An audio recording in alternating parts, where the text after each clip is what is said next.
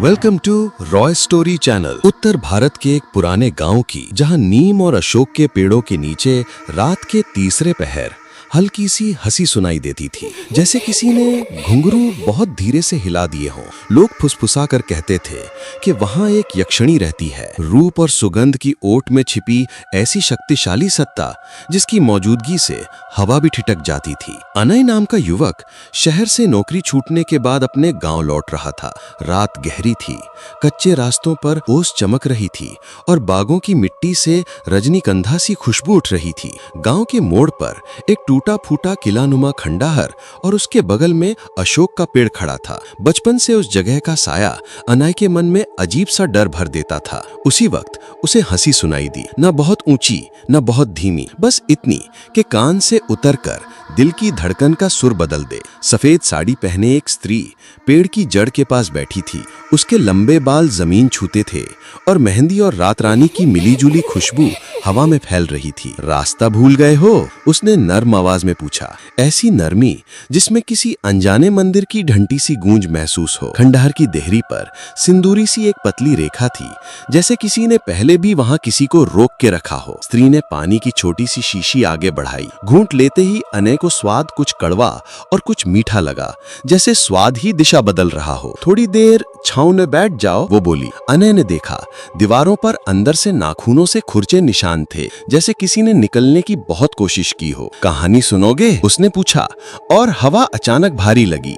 पेड़ों की टहनियां बिना हवा के हिलने लगीं। घुंघरुओं की सूक्ष्म सी छनक अपने आप पास आती महसूस हुई। अनय की पलकें भारी होने लगीं, मगर मन के किसी कोने ने फुसफुसाया, उठो नहीं तो देर हो जाएगी। अनय ने पहली बार उसकी आंखों को गौर से देखा।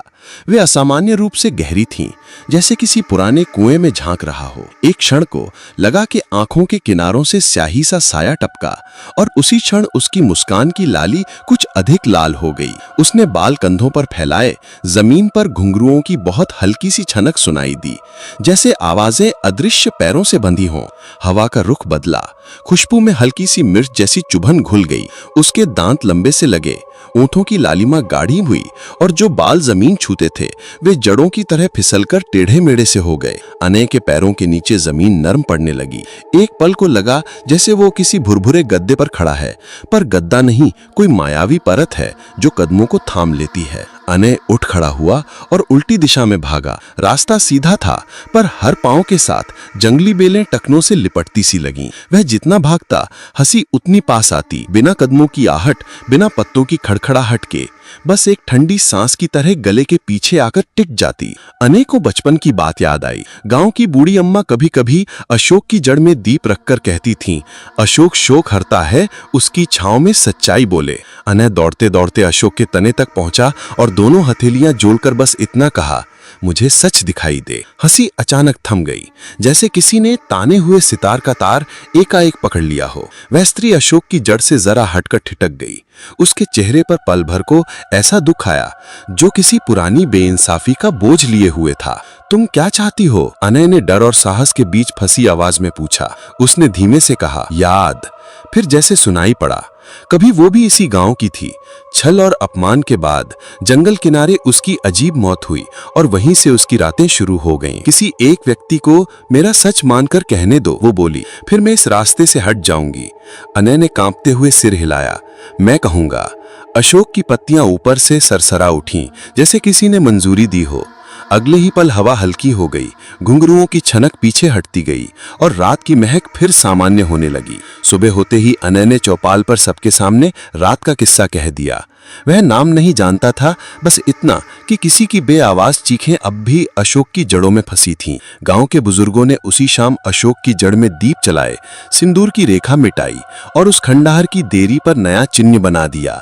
रास्ता अब चलने लायक है, रोकने लायक नहीं। उस रात पहली बार घुंघरुओं की आवाज नहीं आई। नीम की पत्तियां हिली, पर हंसी नहीं थी, बस एक थका सा सन्नाटा था। कई हफ्ते शांति रही। फिर एक अमावस को अनय के आंगन में रजनीगंधा की तेज खुशबू भर गई और देहरी पर किसी ने बहुत हल्के से दीप चला दिया। बाती केवल एक बार कांपी और स्थिर हो गई। अनय समझ गया, कहानी खत्म नहीं हुई है, बस उसका किरदार बदल गया है। कभी कभी कुछ आत्माएं प्रतिशोध छोड़ देती हैं, पर याद नहीं छोड़ती, और शायद याद ही उन्हें अंततः मुक्त करती है। आज भी पूर्णिमा से एक रात पहले अशोक की पत्तियों में अचानक से उजाला उतर आता है। लोग कहते हैं जहां सच स्वीकार किया जाता है वहां यक्षिणी भी अपने घुंघरू खोलकर रख देती है ताकि रास्ते चलने लायक बने रहें, पर याद का एक कण देहरी पर रखा रहे, जैसा एक वादा जो किसी अनकही रूह को चैन से सोने देता है।